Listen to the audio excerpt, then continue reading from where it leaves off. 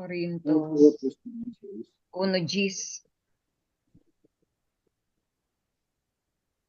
13. Okay. Sige po, mag-start na po tayo mga kapatid ah. Patayin ko na yung ano natin. So pagkatapos bro nung ano, pasok ka na po, Brad Joe ah, Sige sa po. intro mo. Ah,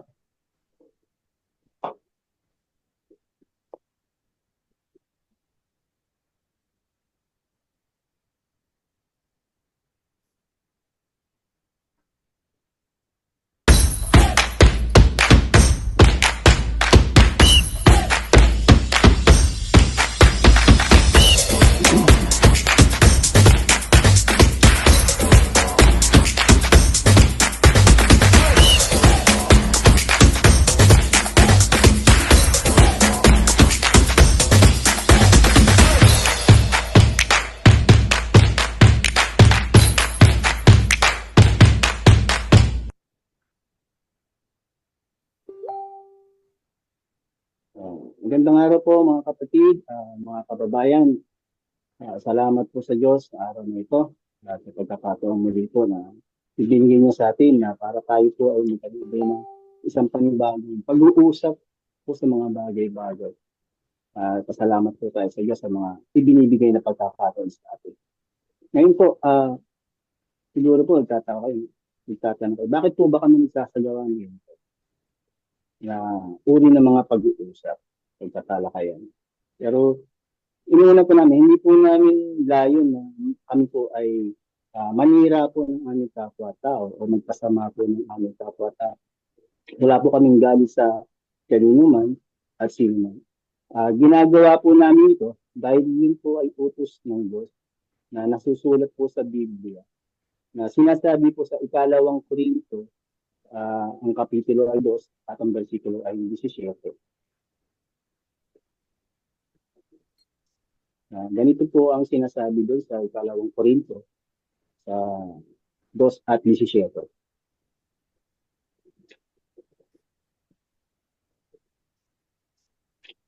Okay, so, kapatid na Prosper, pasuyo na lang.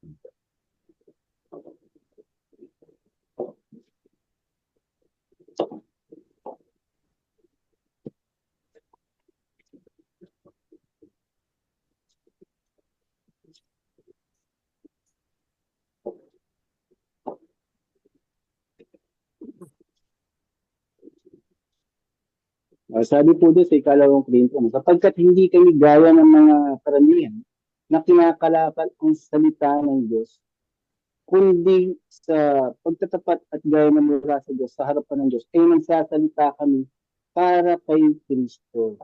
Ayun po ang nakasulat doon. Kami po mga kababayan, mga kapatid, nagsasalita po kami. Hindi po ibig sabihin dahil kami na po yung mga ngaral, kami na po yung sugo. Hindi po. Amin po pinagpapatuloy ko ano po yung yung itinag sa amin na aming mga ngaral at ang aming sugo. Ang alam natin, ang pangalang mga ngaral po natin, ang Panginoon si Kristo. Ang ginamit po, kinasangkapan naman si kapatid ng Ewi. Ganun po yung pagtatawid ng Diyos sa atin. So kami po, ang sabi dito, kami sasalita para kay Kristo. Hindi po kami yung suko at mangangaral. Hindi kami po ay naaralan din lamang. Dangan po lamang, kailangan po natin maunawaan na hindi po kami gaya ng iba na kinakalakal ang salita ng Diyos. Kasi napakarami na po ngayon ng mga samahan at relihiyon, ginagamit po ang salita ng Diyos bilang pangangalakal. Pagka naanib ko dun sa relihiyon nila, katakot-takot na po ang ibibigay na ambagan, abuluyan. Kaya dapat po tayo naayon din sa ating napag-aralan, yung ating natutunan na sinasabi din sa Biblia. Ngayon po, kailangan natin maunawaan yung mga nakalagay sa sulat na tinawid sa atin. Nang unang-una, ang Panginoon po, sulat po talaga ng pakuwi po sa mga apostol, sa mga propeta, naging kasangkapan po ang kapatid na Eli. Marami na po ngayon gumagamit nito. Ngayon, yung po mga nakasulat ito, dapat natin ngayon itawid naman ng tama. Walang dagdag, walang bawas. Walang pinakasulat. Mahalaga na malaman natin, ano ba ang tama? Ito ba kapatid ng Noli?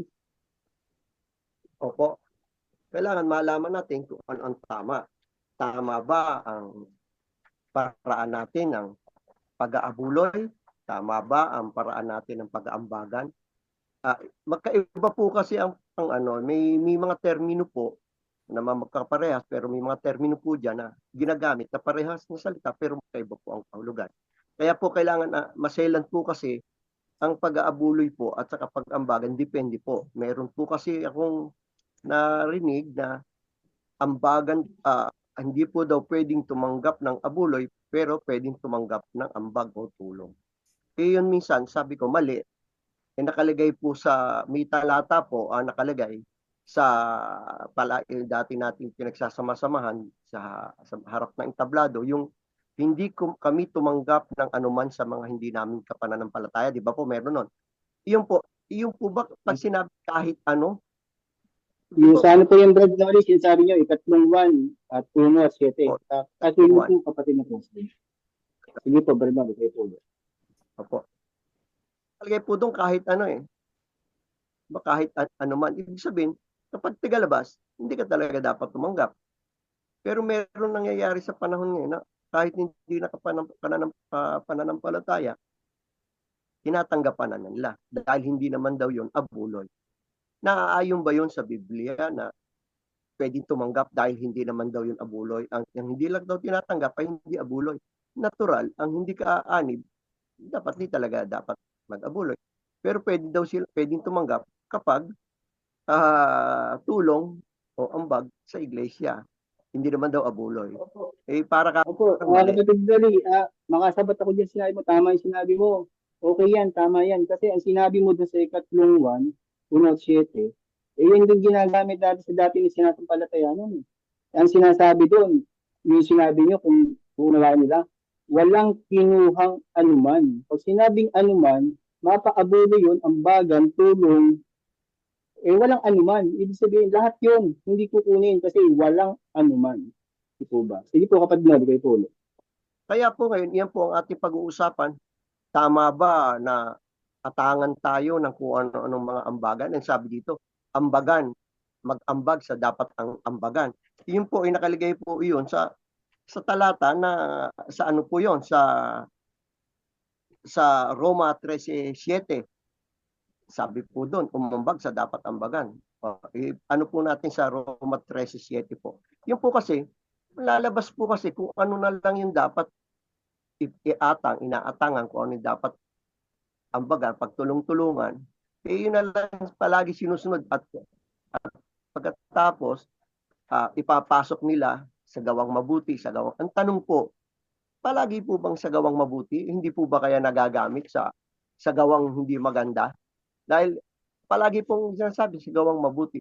Kapag nga po gawang mabuti, hindi na nga po dapat inaano yun sa kapatid. Basta magbigay, wag mo nang aanuhin ng kapatid na para sa gawang mabuti. Yung po ang mga ano nila, keyword nila gawang mabuti, gawang mabuti. Pag hindi ka nagbigay, meron silang mga keyword yan, isod, isod. Tapos pag meron namang inano ka, sasabihin indeed. Tama po, tama po. Hindi po. Ang pag-aabuloy po, pag-aambag, pagkaiba po. May ibang bahagi na magkaiba po yan. Katulad po sa abuloy. Ang abuloy po ba, ipinipilit o palaging sinasabi every masyado po kasi silang napak-particular sa pagkakatipon kapag po pagkakapirahan yung abuloy. Hindi po sa ebanghelyo po ng mga ng 4 na ating mga ngaral sa Biblia, si Juan, si Mateo, hindi po gaano nilang tinakil yan yung mga ganyan po, hindi gaano. Kumbaga, meron mang bahagi, pero hindi po din sila nakatuon. Ano po ba masasabi niyo, Brad Johnny? Opo. Yun nga po yung sinasabi yun. Masyado na kasi silang Brad nakapokus dun sa form of business. Kaya nga sabi ng kapatid na Eddie, alam po natin nila ito. Ewan ko lang kung tatanggapin nila. Pero totoo sinabi ni Eddie. Kapag ang isang relihiyon, may form of merchandise business, hindi po pwedeng sabihin sa Diyos yan. Hindi pwedeng sa Diyos. Kaya nga, anong nangyayari, dahil dyan sa mga sitas na nakikita, yung katulad ng sinasabi na dapat daw sa mga ngaral, makidamay doon sa mga ngaral. Ginagamit nila yung mga sitas na pinasasama nila yung Ebanghelyo ng Kristo. Mali yan.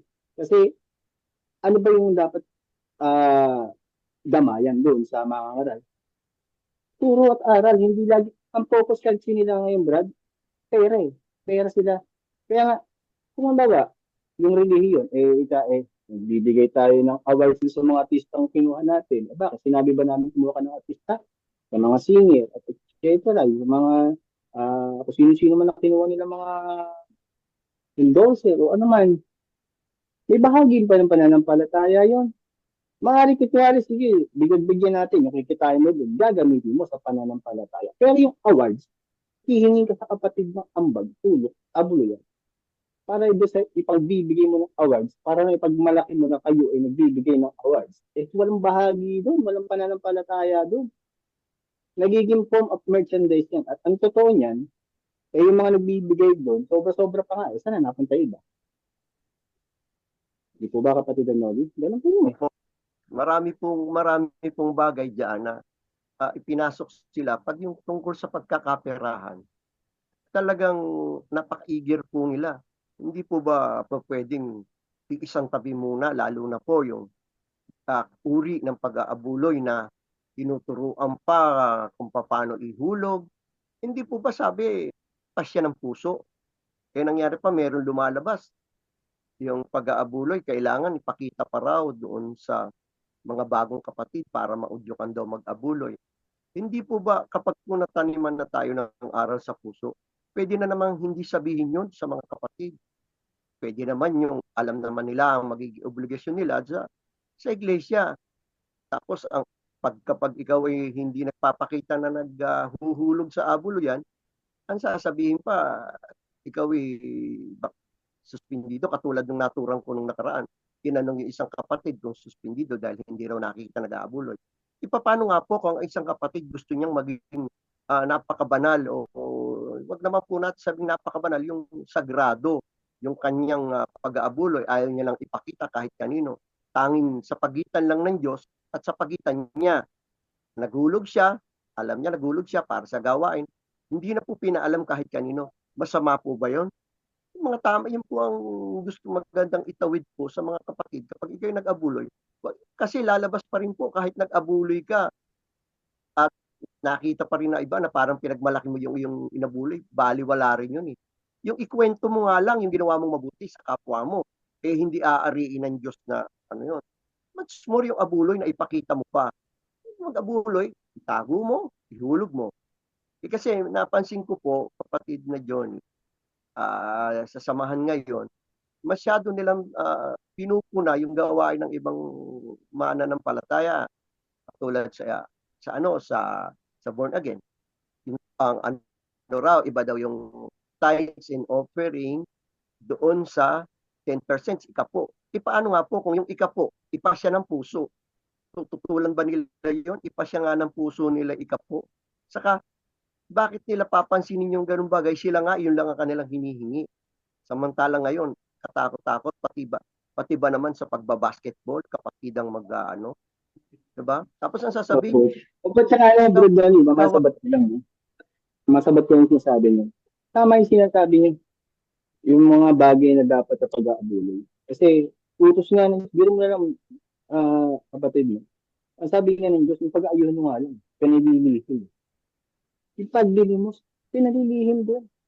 Lahat ng bagay, kumbaga na magpapabanal, papasaklaw sa isang tao, gusto ng Diyos lihim. Dahil ang Diyos natakit sa lihim, gagantiin ka ng lihim. Lahat ng bagay, gusto niya sa lihim. Hindi pinagmamalaki. Gumawa ka na mabuti, lihim pa rin eh. Di ba? Yan ang sinasabi sa Biblia, lihim. Hindi yan pinagmamapuri. Hindi yan kailangan ipagsigawan. Hindi yan kailangan i-video. Dahil sinabi nga, yung ginagawa ng kanan, huwag makita ng kaliwa. Ganun lang yun eh. Pero sa kanila, kabaligtaran na nga po ba yung sinasabi niya. Sa kanila gawin na nga po. Tulad niya, sabi niya yung tithes. Sinisita nila yung ikapo ng ibang relihiyon. Samantalang yung kanila, higit pa dun sa 10% ang hinihingi. Ang dami nilang, sa totoo lang, yun po ang totoo ng mga kapatid, hindi po kami ninira kasi kami galing po dyan.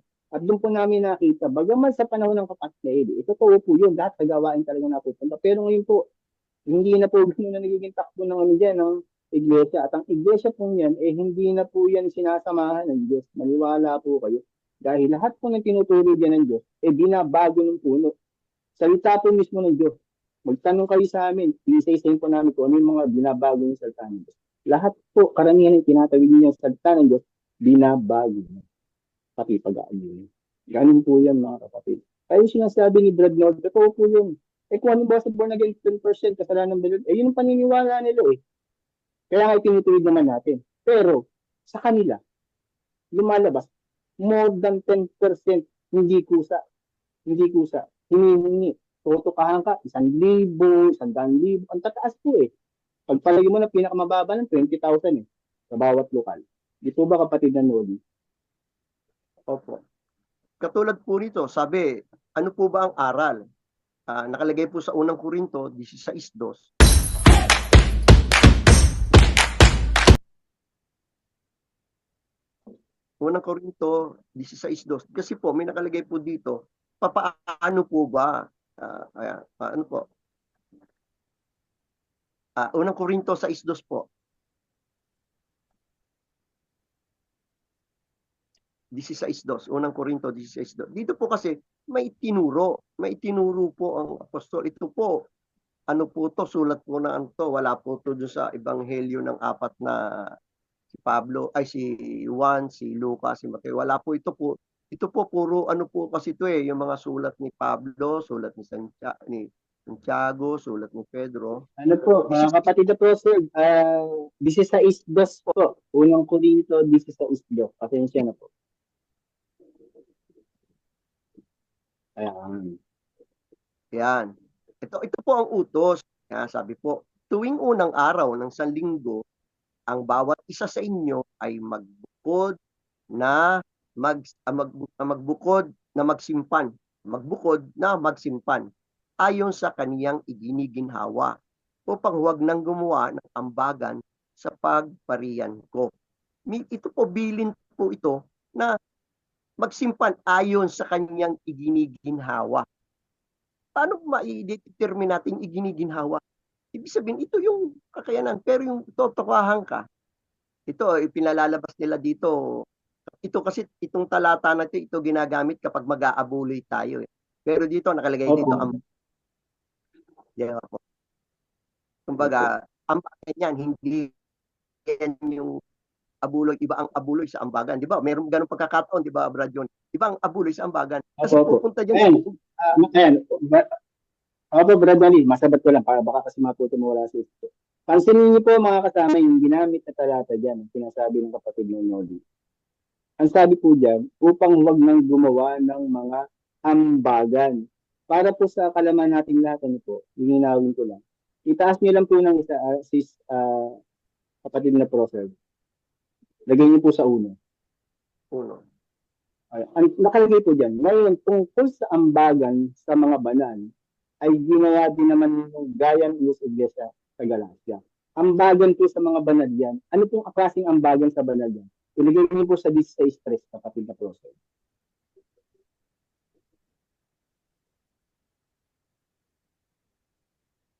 At pagdating ko nga, ang sinamang inyong mamagalingin ay sila ang aking susugiin na may mga sulat upang makapagdala ng inyong abuloy sa Jerusalem.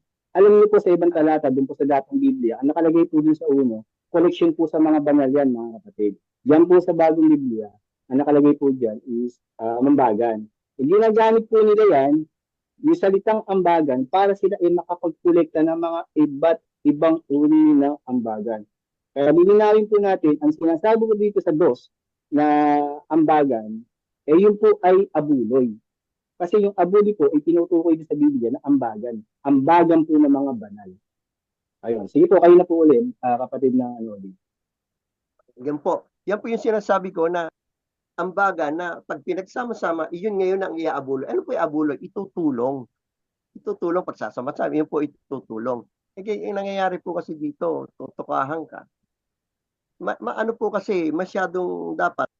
Ito sa Roma, pakita niyo po, proserve po yung 13:7 ng Roma. Yan po kasi meron pong itinuturo din na papaano ang pagbibigay. Dapat ba lahat na lang ng hingin? Lahat ng ano, di ba? Yun lang po ang ating ano, itatama po natin, hindi po masama ang mag-ambagan, mag-abuloy, Pero ito po, dapat po, hindi po dapat sa isang Kapatid na po, sir. 13-7 po. Pasuy po. 13-7 po. Salamat sa Diyos. Pasensya na. yan. Sabi po dito, Yan. ibigay ninyo sa lahat sa kaniya'y buwis na dapat buwisan, ambag sa dapat ambagan, takot sa dapat katakutan, puri sa dapat papurihan.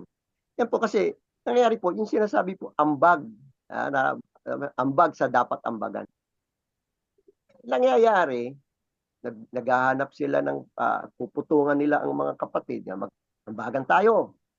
Yun po ba dapat ambagan? Kapatid yun, sa basketball, itong sa pagpupunta sa kung saan lugar, dapat po ba ambagan yun? Hindi po. Tama yung Bernal, hindi po. Kasi, ang sinasabi ko, yung collection sa banal, siyempre po, pagka nagkaroon ng collection, no, ambagan, abulo, ika, gagamitin mo yun sa pananampalataya. Hindi mo gagamitin, luho kasi yung basketball, luho po yun, hindi po yung pananampalataya, luho po sa pananampalataya yun. Sige po, kayo po nagtuloy, Bernal. Kasi nangyayari po dito, pagkatapos i-tsupein po nila itong talata, word na tsupe. Marami po kasing tsupe.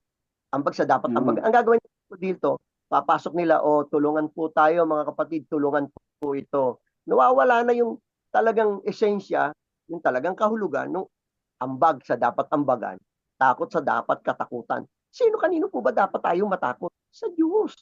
Ang sabi po sa Biblia, matakot sa pasimula ng kailangan matakot ka sa Diyos. Pero ang kakatakutan mo dito, yung sinuutos lang ng leader. Pag hindi ka nagbigay, iba na ang tingin sa'yo. Siya na ang kinatatakutan mo, hindi na ang Diyos. Tapos puri sa dapat papurihan. Ang pinupuri mo na dito, yung leader. Sa ngayon. Kasi, nag-aambagan kayo, gagawa ng mga Tapos, siya na ang pinapupurihan. Di ba po, kapatid na Johnny? Opo, totoo po yan. Katunayan nga po, meron pang awit na ibinigay sa kanya eh. Alam niyo po, ang halimbawa, isa kang nagpapanggap na puno, dapat pag alam mong mali ang isang bagay, itinutuwid mo. No? Mali yan, wala sa Biblia, huwag niyo akong papurihan. Diyos ang papurihan natin. Hindi, pinapayagan niya. Ibig sabihin, gusto niya. Yan lang po yung kasimple. Hindi po como hindi ko naman uwi pero hindi mo pinatatanggal.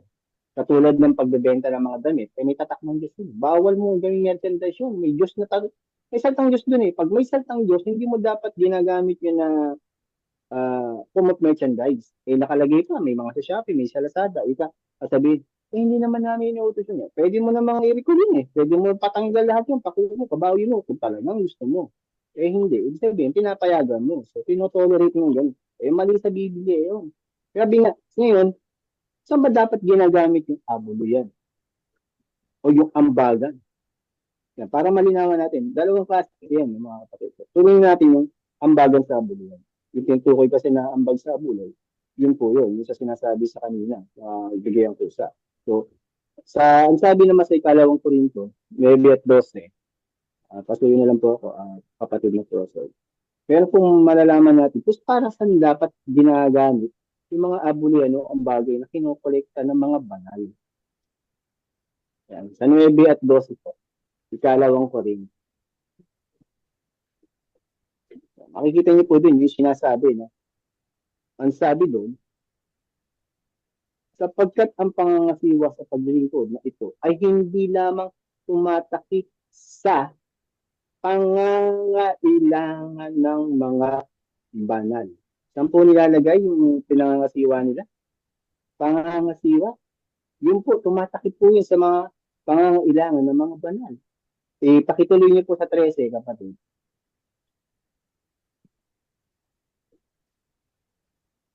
Palibhasing pagsubok sa inyo sa pamamagitan ng ministeryong ito ay niluluwalhati nila ang Diyos dahil sa pagtalima ng inyong pagkilala sa Ebanghelyong Kristo at dahil sa kagandahang loob ng inyong ambag sa kanila at sa lahat. So yung pong ambag nila, no, yung po yung kanilang abuloy, nagagamit po yun para pantakip po sa pangangailangan ng mga banal. Hindi po yung ginagamit sa basketball, hindi po yung ginagamit sa concert, hindi po yung ginagamit sa yung pagpapalipad ng motor, hindi po ganun yun. Ginagamit po yung abuluyan sa pagtakip po sa pangangailangan ng mga banal. Yun po ginagamit yan. Ayun, para malaman natin, baka sabihin, hindi ka nakalagay dyan ambag ilagay natin sa uno, taas natin kapatid na Joseph, sa uno, ikalawang ko rito megat uno. Para makita natin kung ano yung tinutukoy dyan. Yung pinangingisawaan nila na dapat na pagtakip sa pangalan ng mga banal. Uno po, uno. Ayan. Kapag katungkol sa pangangasiwa ng mga abuloy. Ambag ba? Abuloy. Abuloy sa mga banal. Kaya yung sinasabi dito, tumatakip sa mga pangangailangan ng mga banal. Yun po yung abuloy din ng mga banal. At kung sabihin, banal yun, ka. Mali ka dyan. Kaya ka nga tinawag. Di ba? Tinawag kayo magbanal. Tinawag kayo maging banal. Kayo pinapaging banal. Wag mo sabihin lahat ng banal, kailangan banal ka na. Hindi. Ikaw na pinapaging banal, tinatawag ka rin mga banal. Kaya nga sabi, dati kayong ganito, dati kayong ganyan, pero binanal na kayo, mga hugasan kayo. Di ba? Banal yun. Pag sinabi ng Diyos, tsak yun. Huwag mo na baguhin, huwag mo lalagyan ibang diwa. Huwag mo sabihin, banal na yan. Wala kang basang banal na yan. Ang pinapaging banal, tinatawag na banal. Kaya sinasabi dyan, yung abuloy sa mga banal, yung po ang tumatakip sa pangangailangan ng mga banal. Yung po ginagamit sa pananampalataya, sa pagbabanal. Yung po lahat ginagamit. Hindi po ginagamit sa konsyerto, sa pag-award, sa kung anuman. Luho na lang po ng ano yan, ng pananampalataya. Pag wala po sa Biblia, hindi po katanggap-tanggap, hindi po talaga tanggap ng Biblia.